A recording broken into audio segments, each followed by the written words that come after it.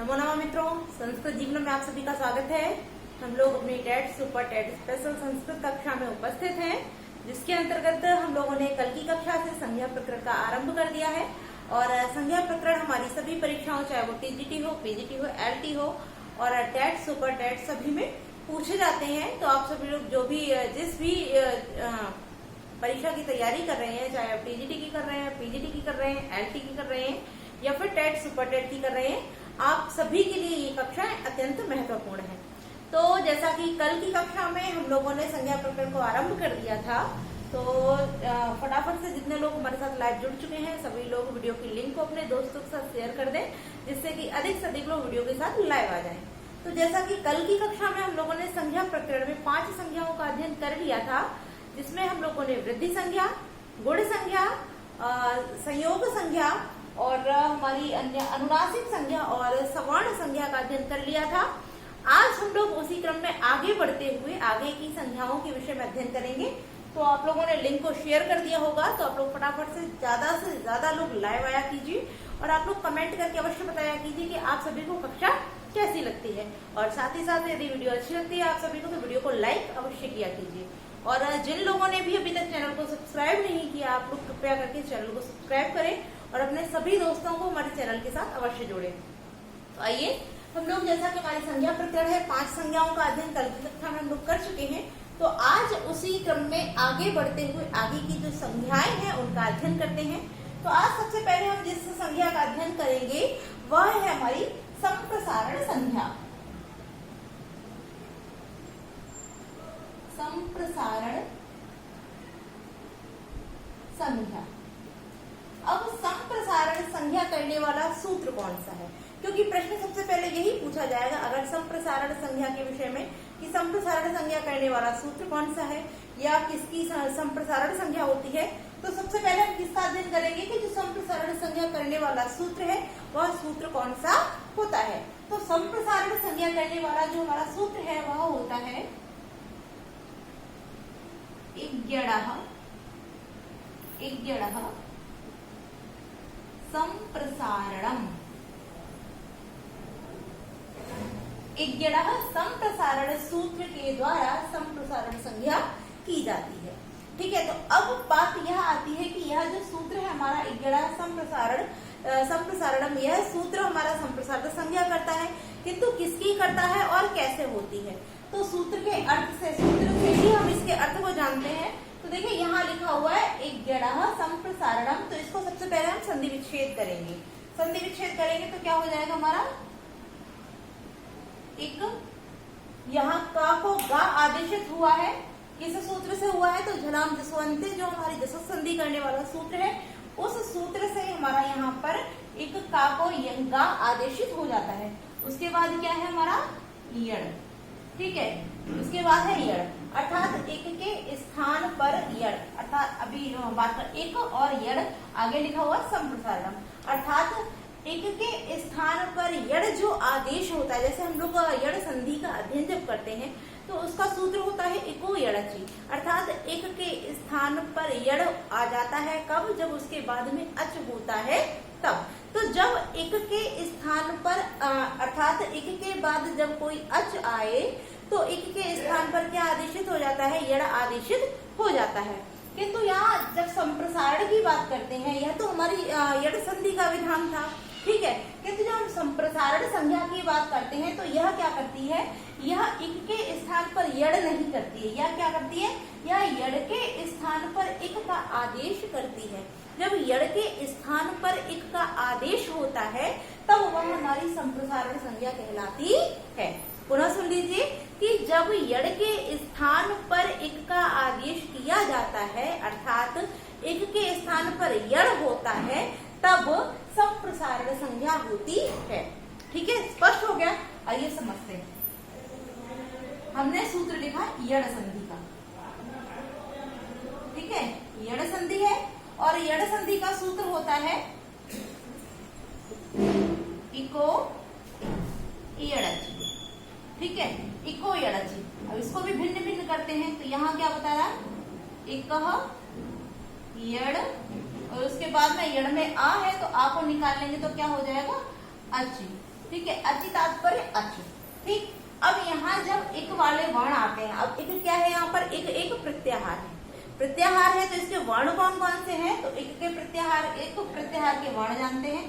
तो इक में माहेश्वर सूत्र का हम जब प्रथम सूत्र लेते हैं तो प्रथम सूत्र के आ को छोड़कर, क्योंकि ई उसके बाद ही आता है, तो आ को छोड़कर ई से लिखेंगे तो क्या हो जाएगा, ई उ, उसके बाद री और र। ठीक है, ई उ री र, ये हमारे चार वर्ण किस प्रत्याहार में आते हैं, ये हमारे चारों वर्ण एक प्रत्याहार के अंतर्गत आते हैं। और जब इन प्रत्याहार अर्थात इन वर्णों के बाद क्या आए, कोई भी अच आए, क्या आ जाए, कॉमन लिख देते हैं, इन सब के बाद क्या आ जाए, कोई भी अच आए। ठीक है, तो इनके बाद जब कोई अच आएगा तो ई के स्थान पर क्या हो जाता है, य। ठीक, उ के स्थान पर वा, री के स्थान पर रा और रे के स्थान पर ला आदेशित हो जाता है। क्या होता है, ई के स्थान पर या, उ के स्थान पर वा, री के स्थान पर रा और री के स्थान पर ला आदेशित हो जाता है। यह तो हो गई हमारी संधि, किसकी, यड़ संधि, अर्थात यड़ संधि के सूत्र के अनुसार जो होता है वह विधान हो जाता है। ठीक है, इतना क्लियर हो गया। अब यहाँ हमारा जो संप्रसारण संज्ञा करने वाला सूत्र है, यह क्या करेगा, यह करता है, अब इसको हम इतना ही साफ करते हैं। ठीक है, इतना हम लोगों ने यहाँ साफ कर दिया और इसको भी हटा दिया। ठीक है, अब यहाँ जो यड़ संधि थी वो क्या कर रही थी, ई के स्थान पर या, उ के स्थान पर वा, री के स्थान पर रा और री के स्थान पर ला आदेशित कर रही थी। किंतु जब हम संप्रसारण संज्ञा करेंगे तब क्या हो जाएगा, इस ई के स्थान पर या नहीं, अर्थात इस या के स्थान पर जब ई आदेशित हो जाएगा, इस वा के स्थान पर उ आदेशित हो जाएगा, रा के स्थान पर रे और ला के स्थान पर रे, जब यह आदेशित होगा। ठीक है, जब या के स्थान पर ई, वा के स्थान पर उ, रा के स्थान पर रे और ला के स्थान पर रे आदेशित होगा, तब इको यड़ची सूत्र न लगकर एक गढ़ा संप्रसारणम सूत्र लग के इसकी संप्रसारण संज्ञा हो जाएगी। ठीक है, तब कौन सा सूत्र लगेगा, तो इको यड़ची नहीं लगेगा, फिर लगेगा हमारा इगड़ा संप्रसारणम। ठीक है, क्लियर हो गया होगा।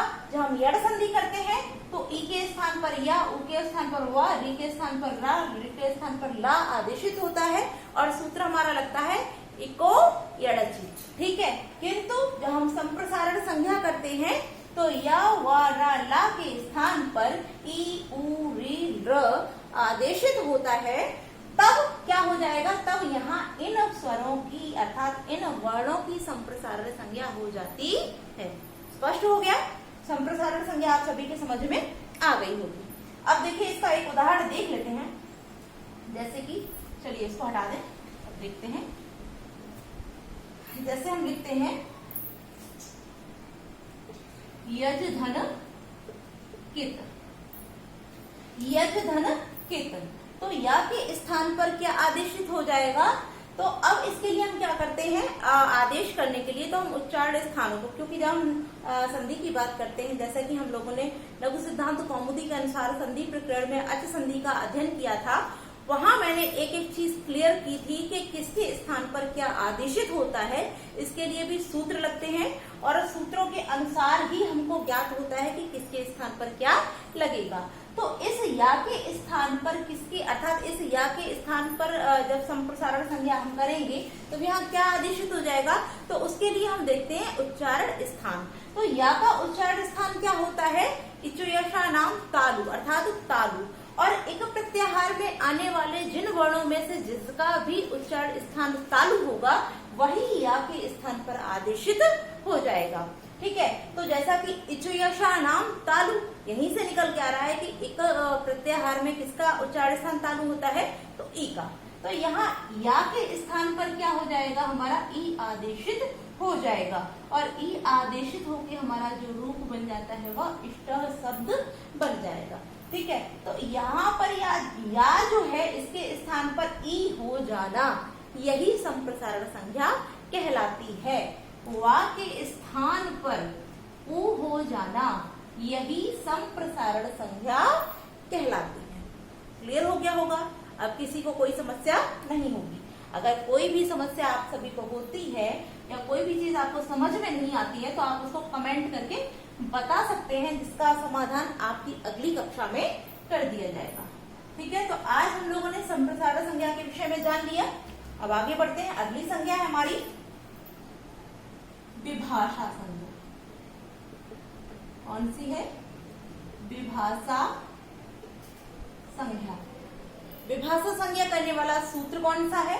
तो सूत्र होता है हमारा न वेति विभाषा। ठीक है, विभाषा संज्ञा करने वाला जो हमारा सूत्र है वह सूत्र कौन सा होता है? तो सूत्र होता है हमारा न वेति विभाषा। इस सूत्र के द्वारा विभाषा संज्ञा की जाती है, अर्थात न वेति विभाषा सूत्र से विभाषा संज्ञा की जाती है। ठीक है, अब चलिए इसका अर्थ जानते हैं कि विभाषा संज्ञा किसकी होती है। तो यहाँ जो न लिखा हुआ है न, इसका अर्थ है निषेध। क्या है? निषेध। ठीक है, न से तात्पर्य है निषेध। और वा धन इति, वा धन इति वेति जो हो गया है तो इसमें वा जो शब्द लिखा हुआ है हमारा, वा वर्ण जो लिखा है, इस वा का अर्थ होता है विकल्प। क्या होता है? विकल्प। ठीक है, पूरे का नहीं। यहाँ वा जो है, वा धन इति वेति हो गया है, तो वा जो है इति, इति माने इन दोनों की क्या होती है? विभाषा। अर्थात निषेध और विकल्प, इन दोनों की ही क्या, इन दोनों के अर्थों की क्या हो जाती है? विभाषा संज्ञा हो जाती है। अर्थात इन दोनों अर्थ देने वाले निषेध और विकल्प, जहाँ विकल्प, विकल्प का तात्पर्य आप समझते हैं, दो ऑप्शन है, दोनों में से आप किसी को भी कर सकते हैं, दोनों सही हैं, तब वहां विकल्प आ जाता है। और निषेध तो आप जानते ही हैं कि निषेध मतलब ना होना। ठीक है, तो निषेध और विकल्प इन दोनों की ही विभाषा संज्ञा होती है। स्पष्ट हो गया होगा?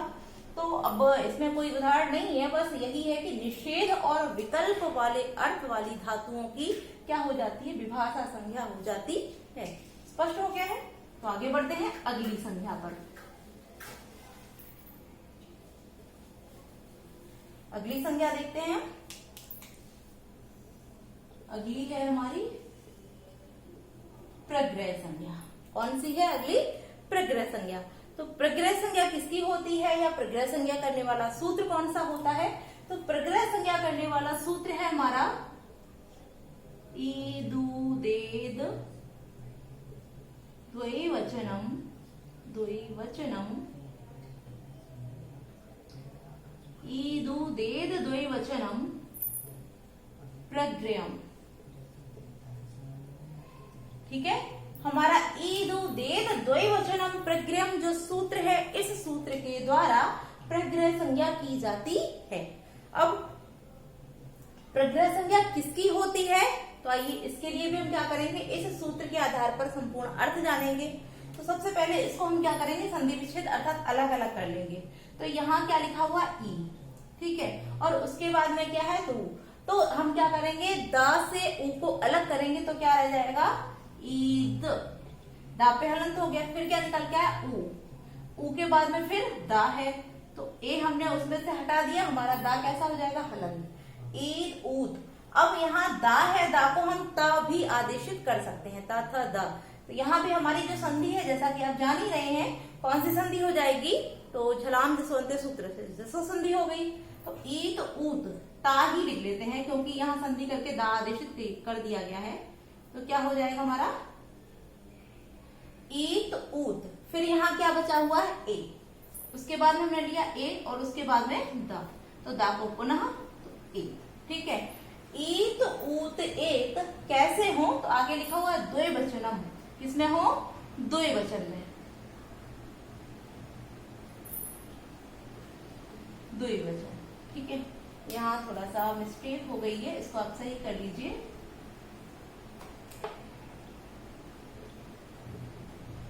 द्वैवचनम प्रग्रयम।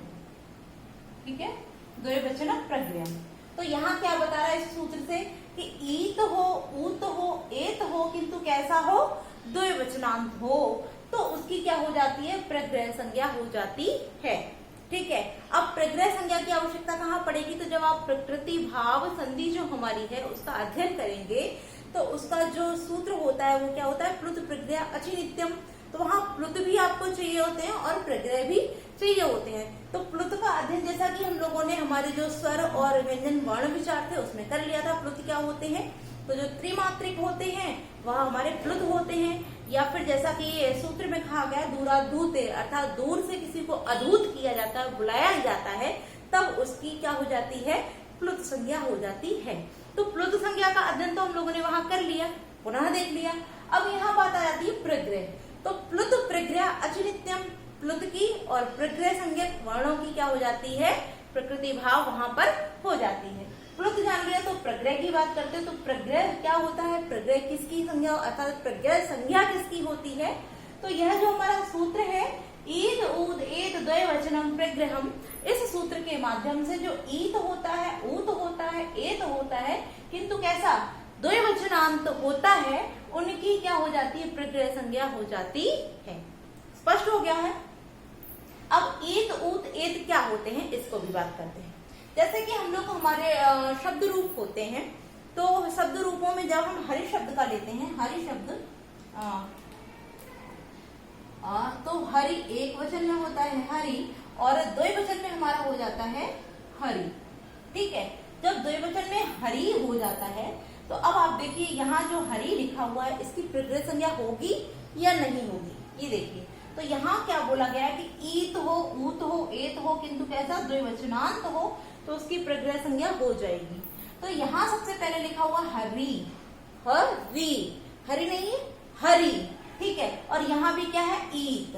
अब यहाँ क्योंकि आप देख रहे हैं ता कैसा है, ता हलंत्य है, हलंत्य वर्ण की क्या हो जाता है, हलंत्य वर्ण लोप हो जाता है, तो यहाँ क्या बचेगा, ई। तो ई हो, इकारांत हो, और कैसा हो, द्विवचनांत हो। ठीक है, तो हरि एक वचन में, हरि द्विवचन में, तो ईत भी मिला हमको और द्विवचन भी मिला। ये किसमें है, एक वचन और ये द्विवचन।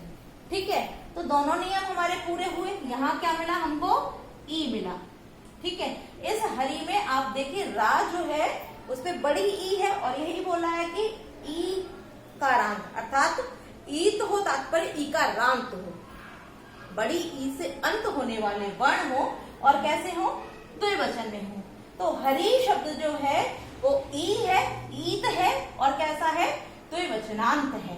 तो दोनों नियम हमारे यहाँ पूरे हो जाते हैं, द्विवचनांत भी है और ईत भी है। ठीक है, जब ईत भी है और द्विवचनांत भी है तो इस हरि की क्या हो जाएगी, प्रग्रह संज्ञा हो जाएगी। स्पष्ट हो गया। इसी प्रकार से हम जब ऊत की बात करें तो हम कौन सा लेंगे, जैसा कि गंगा नहीं सॉरी बधु। ठीक है, बधु शब्द लेते हैं तो एक वचन में होता है हमारा बधु, द्विवचन में हो जाता है हमारा बधु। ठीक है, द्विवचन में क्या हो गया, बधु हो गया। ठीक, अब यहाँ बधु जो हुआ है उसमें आप देखिए इनमें से कौन सा नियम लग रहा है, अर्थात क्या आ जाएगा। तो इसको हटा देते हैं क्योंकि ये एक वचन में है, इसको हम नहीं लिखते, केवल द्विवचनांत ही लिखते चलते हैं क्योंकि बार बार साफ करना पड़ रहा है। तो यहाँ बधु जो शब्द हो गया, आप दूसरा वाला वर्ड देखें क्या है, ऊत, अर्थात ता हलंत्य है, लोप हो जाएगा, क्या बचा, ऊ। तो यहाँ बधु में आप देखिए ऊ है या नहीं है, ऊ है, और कैसा है, द्विवचनांत भी है। ठीक है, तो ऊत भी है और द्विवचनांत भी है, तो इस बधु की भी क्या हो जाएगी, प्रग्रह संज्ञा हो जाएगी। स्पष्ट हो गया। प्रग्रह संज्ञा किसकी हुई कि ईत ऊत एक द्विवचनांत होंगे, उन वर्णों की प्रग्रह संज्ञा या उन शब्दों की प्रग्रह संज्ञा हो जाएगी। स्पष्ट हो गया। ईत हो गया, द्विवचनांत हो गया, प्रग्रह संज्ञा हो गई। ऊत हो गया, द्विवचनांत हो गया, प्रग्रह संज्ञा हो गई। अब यहाँ एत जो बचा है तो इसके लिए आता है गंगा गंगे। क्या आता है, गंगे। तो गंगे भी हमारा द्विवचन में बनता है, तो इसके लिए क्या हो जाएगा कि एत। तो यहाँ गंगे शब्द जो आ गया ये एकारांत है। ठीक है, एकारांत है और द्विवचनांत है, दोनों नियम लगे कि एकारांत भी है और द्विवचनांत भी है, तो इस गंगे की भी कौन सी संज्ञा हो जाएगी, प्रग्रह संज्ञा हो जाएगी। स्पष्ट हो गया कि ईत ऊत एत, अर्थात ईत ऊत एत द्विवचनांत, तो ये तीनों ही हमारे द्विवचन में है, इन तीनों की क्या हो जाएगी, प्रग्रह संज्ञा हो जाएगी। ठीक है, स्पष्ट हो गया। मैंने यहाँ उदाहरण दे दिया है इन वर्णों का, किंतु ऐसा नहीं है कि केवल इन्हीं तीन की प्रग्रह संज्ञा होगी, नहीं, ऐसे जितने भी इकारांत, उकारांत, एकारांत, द्विवचनांत वर्ण होंगे उन सभी शब्दों की क्या हो जाएगी, उन सभी की प्रग्रह संज्ञा हो जाएगी। स्पष्ट हो गया, किसी को कोई समस्या नहीं होगी। उदाहरण भी हम लोगों ने देख लिया है, क्लियर हो गया है। एक चीज क्लियर करती जा रही हूँ, आप सभी को कोई भी समस्या नहीं आनी चाहिए। और यदि कोई भी प्रश्न, कोई भी चीज आपकी समझ में नहीं आती है तो आप उसको कमेंट करके बता सकते हैं। ठीक है, अब हम लोगों ने प्रग्रह संज्ञा का अध्ययन कर लिया, विभाषा संज्ञा का अध्ययन कर लिया, संप्रसारण संज्ञा का अध्ययन कर लिया। अब हम आगे बढ़ते हैं अपनी टी संज्ञा की ओर। कौन सी? टी संज्ञा। ठीक है, अब टी संज्ञा करने वाला जो सूत्र है वो होता है हमारा अचो अंत्यादि टी। ठीक है, टी संज्ञा करने वाला सूत्र कौन सा है? तो अचो अंत्यादि टी सूत्र के द्वारा टी संज्ञा हो जाती है। अब टी संज्ञा की आवश्यकता कहाँ पड़ती है या इसका अध्ययन क्यों आवश्यक है? तो जब हम लोग जैसा कि हमारे कुछ पररूप संधि के ही अपवाद सूत्र हैं, जैसे सकंद्वादिषु परिरूपम वाच्यम इत्यादि सूत्र हुए हैं, उन सूत्रों में जो संधियां की जाती हैं, जैसे मनीषा, हलीसा, पतंजलि, कुलटा और इसी प्रकार से और भी एक दो है, मेरे दिमाग में नहीं आ रहा है। तो इन सभी में जो है अर्थात इन सभी में जब हम संधि करते हैं तो संधि करने के लिए हमको किसकी आवश्यकता पड़ती है? टी संज्ञा की, क्योंकि जब तक इन वर्णों की संधि करने के लिए हम टी संज्ञा नहीं करेंगे तब तक इनकी संधि ही संभव नहीं है। तो अब टी संज्ञा होती किसकी है या कैसे की जाती है? तो उसके लिए जो टी संज्ञा करने वाला हमारा सूत्र होता है वह होता है अचो अंत्यादि टी, अर्थात जो अचो अंत्यादि टी सूत्र है, इस सूत्र के द्वारा टी संज्ञा की जाती है। तो अब किसकी की जाती है? तो यहाँ आप देख रहे हैं, यहाँ लिखा हुआ है अच। ठीक है, अच, आगे अच और कैसा? अंत्यादि, यानी कि अंतिम। ठीक है, अंतिम ऐसे ही लिख देते हैं। ठीक है, अंतिम। तो अंतिम जो अच है उस अंतिम अच की क्या हो जाती है? टी संज्ञा हो जाती है। किसकी हो जाती है? तो अंतिम अच की टी संज्ञा होती है। ठीक है, अब यहाँ प्रश्न देखिए किस प्रकार से पूछे जा सकते हैं कि टी संज्ञा करने वाला सूत्र कौन सा है? अचो अंत्यादि टी, या टी हो सकता है कि दे ही ना, अचो अंत्यादि, अलो अंत्यादि, उपधा या अन्य कोई दो दे दें। तो जब आप पढ़े रहेंगे कि अचो अंत्यादि टी सूत्र से टी संज्ञा होती है तो आपको दूसरे ऑप्शन की तरफ जाने की आवश्यकता ही नहीं होगी। ठीक है, पहला प्रश्न हो गया। दूसरा प्रश्न कि टी संज्ञा किसकी होती है? ठीक है, क्या प्रश्न होगा कि टी संज्ञा किसकी होती है? अंतिम अच की, पूर्व अच की, मध्य अच की, हल की या फिर सभी की? ठीक है, तो आप लोग पढ़े रहिए कि अंतिम किंतु क्या? अच। जो अंतिम अच है, अच तात्पर्य स्वर, कि जो स्वर होगा कैसा? अंतिम स्वर होगा, उस अंतिम स्वर की टी संज्ञा होगी, हल की टी संज्ञा नहीं होगी। आप लोग ध्यान रखिए कि यदि हल अर्थात व्यंजन वर्ण की बात करें तो व्यंजन वर्ण की कभी भी टी संज्ञा नहीं होती है। टी संज्ञा किसकी होगी? तो अंतिम अच वर्ण की ही टी संज्ञा होगी, अर्थात अंतिम स्वर वर्ण की ही टी संज्ञा होती है। स्पष्ट हो गया? तो यहाँ मैंने इसे लिख दिया कि अच और अच भी कैसा? अंतिम, यानी कि अंतिम जो अच होगा, अंतिम जो स्वर होगा, ऐसे स्वर की टी संज्ञा होती है। स्पष्ट हो गया? अब चलिए उदाहरण देखते हैं। जैसे हम शब्द लिखते हैं, हमने यहाँ लिखा राजन। ठीक, राजन शब्द लिखा। अब यहाँ किस वर्ण की टी संज्ञा होगी? तो उसके लिए हम क्या करेंगे? प्रत्येक वर्ण को भिन्न भिन्न कर लेंगे। इस राजन में रा है, रा में क्या जुड़ा हुआ है? तो आ जुड़ा हुआ है, इसको हमने अलग किया, क्या हो गया? आ। उसके बाद क्या है? जा है, और जा में भी क्या है? आ, ह्रस्व आ है। उसके बाद क्या है? ना है। ठीक है, और ना क्योंकि व्यंजन अपने वास्तविक रूप में है, अर्धमात्रिक ही है, इसमें कोई भी स्वर नहीं है, तो हमने इसको ऐसा क्या ऐसा ही लिख दिया। ठीक है, अब हम सूत्र की ओर चलते हैं। यहाँ यह जो सूत्र है हमारा क्या बोल रहा है कि अंतिम अच की, किसकी, अंतिम अच की, अंतिम स्वर की टी संज्ञा होगी। तो अंतिम स्वर कौन सा है, हम ये देखते हैं। सबसे पहले हमने यहाँ रा देखा, रा के बाद आ है, आ के बाद जा है, और जा के बाद पुनः आ गया, यानी कि ये जो आ गया तो इस आ से ये आ पूर्व वाला हो गया, तो अंतिम आ नहीं, अर्थात अंतिम अच नहीं है, क्योंकि इस आ के बाद में भी कोई अच है। ठीक है, कोई अच है तो इसकी तो टी संज्ञा नहीं होगी। क्यों नहीं होगी, क्योंकि इसके बाद भी कोई एक अच दिखाई दे रहा है। तो जब इसकी टी संज्ञा नहीं होगी तो आगे बढ़ते हैं। इस आ के बाद हमने देखा कि ना है, और ना के बाद यहाँ हमें कोई भी अच दिखाई नहीं दे रहा है, अर्थात कोई भी स्वर हमको यहाँ ना के बाद दिखाई नहीं दे रहा है। तो अंतिम अच अर्थात अंतिम स्वर कौन सा हो गया, तो यह जो आ हमारा लिखा हुआ है, यह जो आ है ह्रस्व आ, यही क्या है, यही अंतिम अच है। तो जब यह ह्रस्व आ हमारा अंतिम अच है तो इस अंतिम अच की ही क्या हो जाएगी, टी संज्ञा हो जाएगी। ठीक, अब क्योंकि इस आ के बाद एक व्यंजन वर्ण भी दिया है, तो इस आ के साथ साथ इस व्यंजन की भी टी संज्ञा हो जाएगी।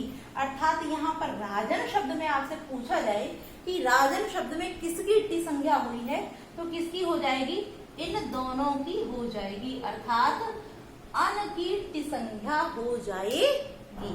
स्पष्ट हो गया। एक और उदाहरण देख लेते हैं, अगर कोई समस्या हो तो। जैसे हमने यहाँ लिखा राम, इसमें भी हम क्या करेंगे, इसको भिन्न भिन्न कर लेते हैं। मां से क्या निकला, आ। ठीक, रा के बाद आ है, अच है, अच के बाद माँ है, व्यंजन है, माँ के बाद आ है, यानी कि पुनः अच आ गया, तो ये अंतिम अच नहीं हुआ।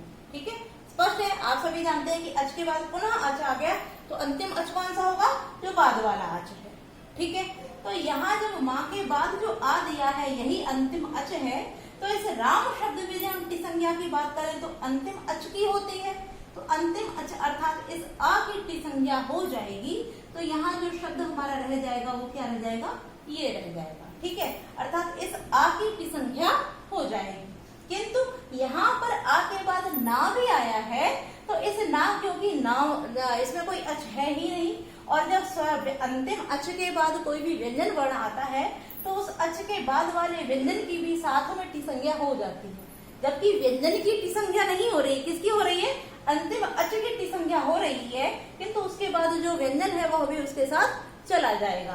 तब यहाँ राजन शब्द में जब टी संज्ञा की बात करते हैं तो किसकी हो जाएगी, अन की।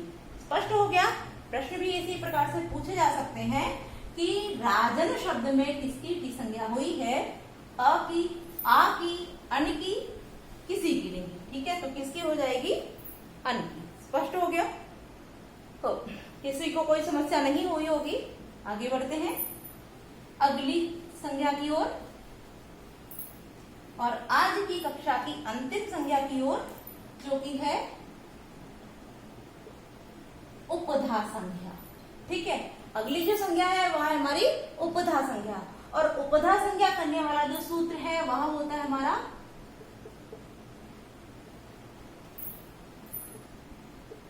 अलो अंत्यात पूर्व उपधा।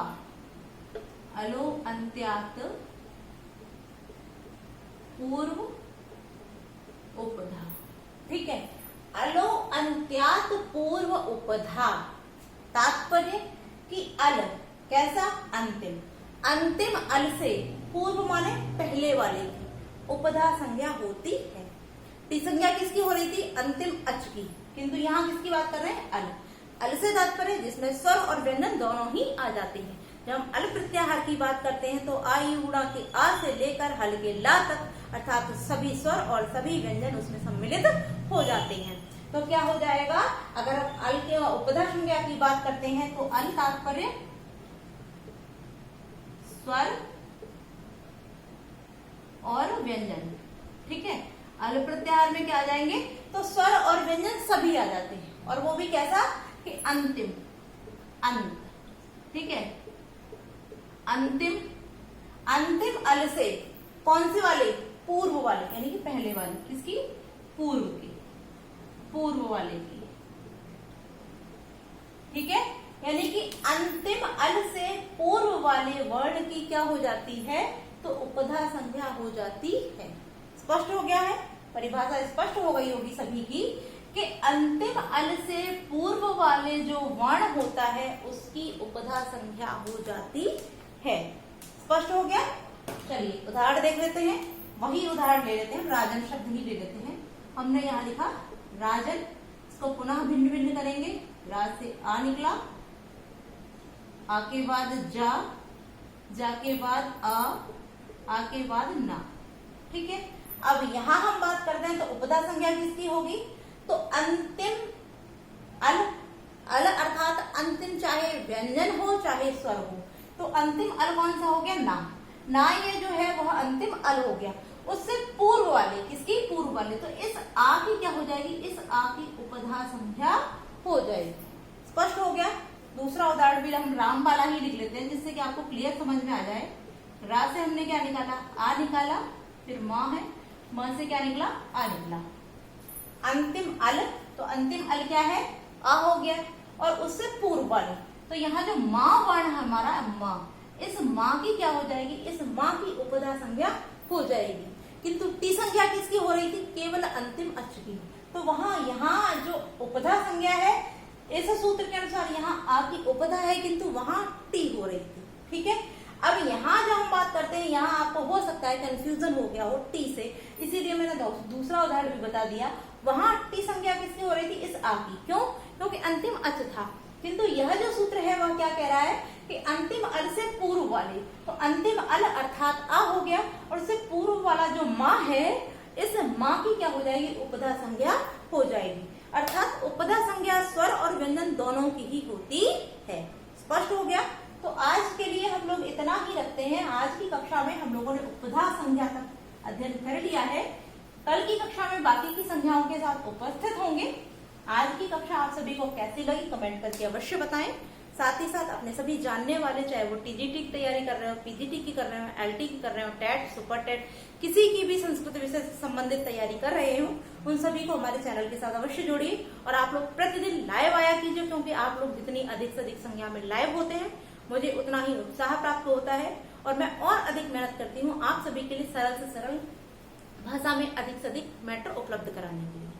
साथ ही साथ शशिधर मिश्रा जी ने कमेंट करके बताया था कि मैम टीजीटी और पीजीटी या एलटी अर्थात तीनों ही परीक्षाओं में हमारी अभिज्ञान शाकुंतलम सम्मिलित है, तो अभिज्ञान शाकुंतलम का अध्ययन आरंभ कीजिए।